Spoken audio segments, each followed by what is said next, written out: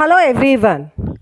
In this PPT of Module 6 of Principles and Practices of Management, we would be taking up the topics like perfect rationality, bounded rationality, its techniques, the risk and uncertainty in decision making. So let's start with decision making. Basically, what is decision making? It says it is the core function of any manager because the managers are responsible for taking effective and efficient decisions to execute the organizational functions like interpersonal function, informational function and decisional functions. So basically what is decision? Decision is a choice between the two or more alternatives.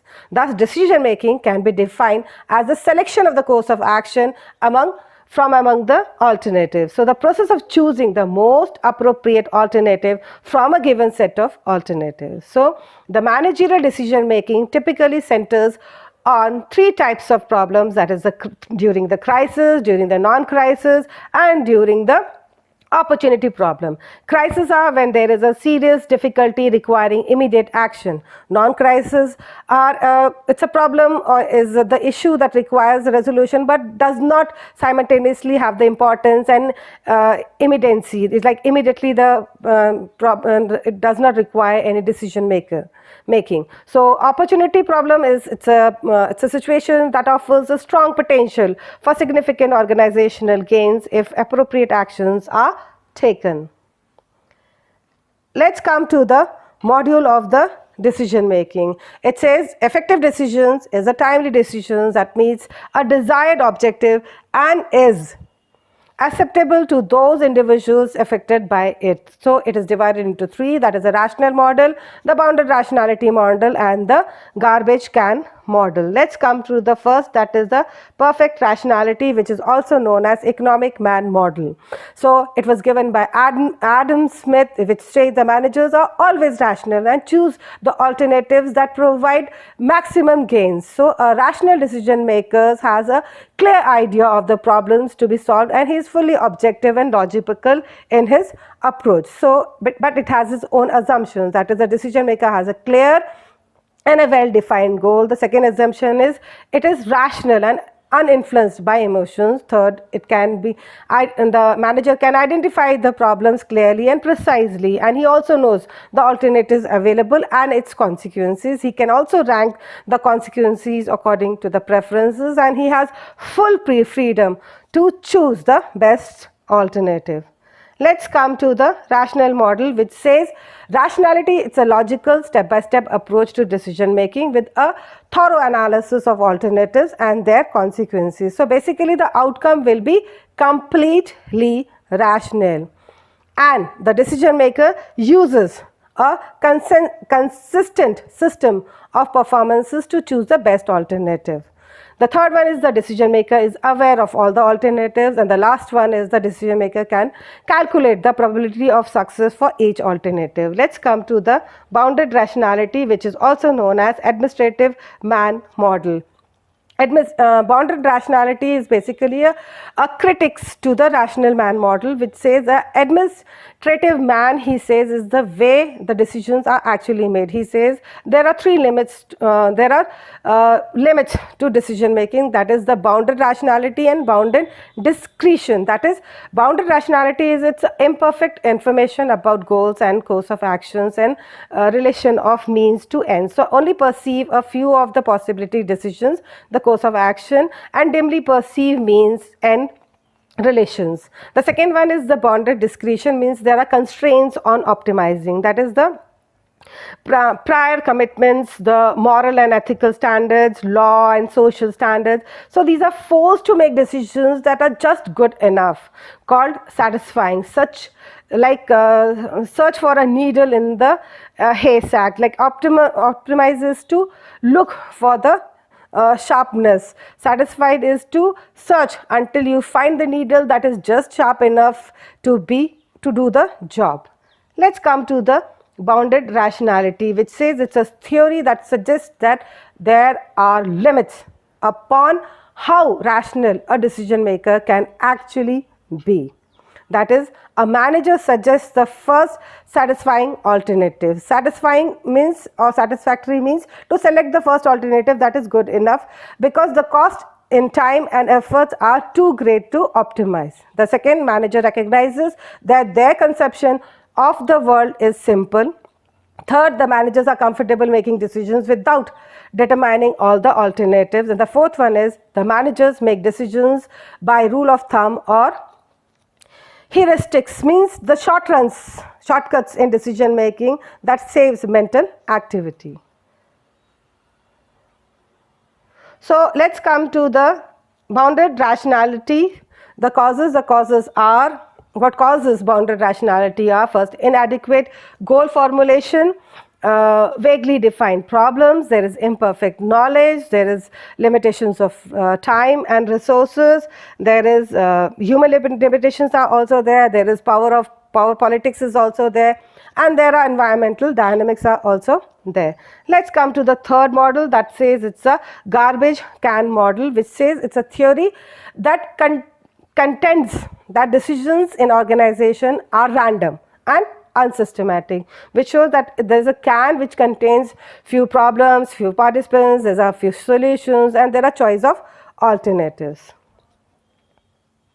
Let's come to the decision making with quantitative tools. There are two, quantitative and qualitative. In the quantitative tools, we would go for marginal analysis, the cost effectiveness analysis, the risk analysis, linear programming, operations research, decision tree, and network analysis. In marginal analysis, which is basically a marginal cost minus the marginal revenue, and the cost effectiveness relates to the cost benefit analysis. The risk analysis, it determines the nature and the size of risk involved. In linear programming, it's a technique for determination of optimum combination of limited resources to minimize either the cost or to maximize the profit. In the operation research, it's basically a scientific analysis of decision problems. In decision tree, it's basically a graphic method used for identifying the available alternatives and the risk and the outcome associated with each alternatives. The seventh one is the network analysis, which says the analysis of a project into small interconnected in a logical order like CPM and PERT. Let's come to the decision making with qualitative tools. That is, there are four I've mentioned, which says brainstorming, Delphi method, nominal group techniques, and simulation. Brainstorming is basically it's a technique which a group tries to find a solution for a specific problem by gathering a list of ideas spontaneously contributed by each of the member. In the Delphi technique, it's basically a structured communication technique. Originally, it was developed as a systematic interactive forecasting method which relies on a panel of experts, and the experts answers the questionnaire in 2 or more rounds, and after each round a facilitator provides an anonymous summary of the experts forecast from the previous round as well as the reasons they provided for their judgment. So thus the experts are encouraged to revise their earlier answers in the light of the reply of the other members of their panel. So it is believed that during this process, a range of answers will decrease and the group will converge towards the correct answer. In the nominal group technique, that is NGT, it's basically a decision making method which uses amongst a group of many sizes who want to make their decisions quickly as by a vote, but want everyone's opinion taken into account. So the facilitator will encourage the sharing and discussion of reasons for the choice made by each group members, thereby identifying the common grounds and a plurality of ideas and approaches. So this diversity often allows the creation of a hybrid idea. Hybrid idea means combining parts of 2 or more ideas, often found to be even better than those ideas being initially considered. So the numbers each solution receives are total, and the solutions with the lowest, that is the total ranking, is selected as the final decision.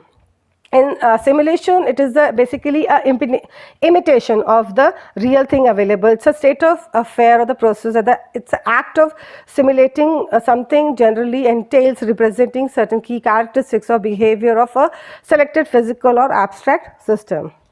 Let's come to the MIS, that is a management information system, which says it is basically a computer-based system of collecting, storing and disseminating the ideas in the form of information needed to carry out the functions of management.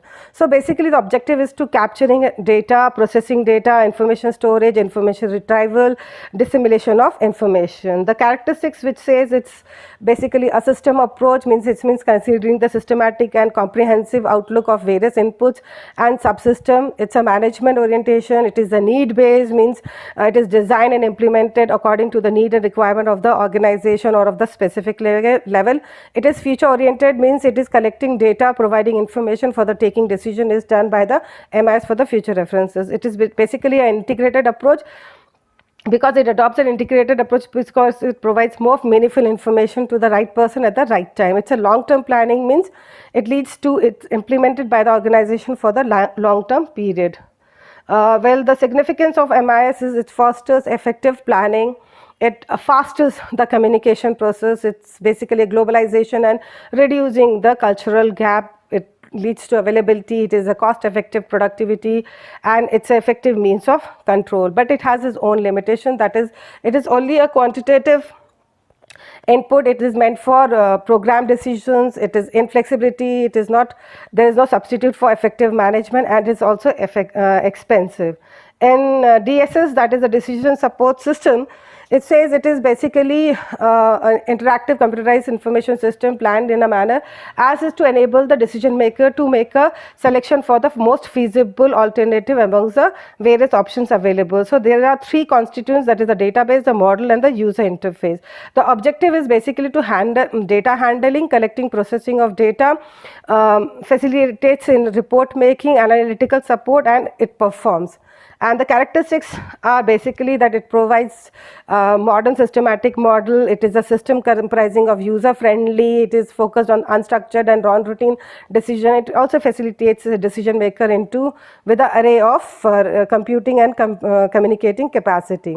It has its own significance, which says it is a speedy decision making. It leads to improve effectiveness of users, it's cost saving, it improves the interpersonal communication, increases the satisfaction of decision makers. It is also helpful in automation of various support systems, but it has its own limitations. That is, it involves huge cost involvement is there is information overload is there is a shift of responsibility from the people from the manager or the employee to the machine or DSS system. It reduces the creativity of the employees as they are more dependent on the DSS system. It also decreases the status of the employee as they are more dependent on the DSS system. This is all in this slide. Thank you so much.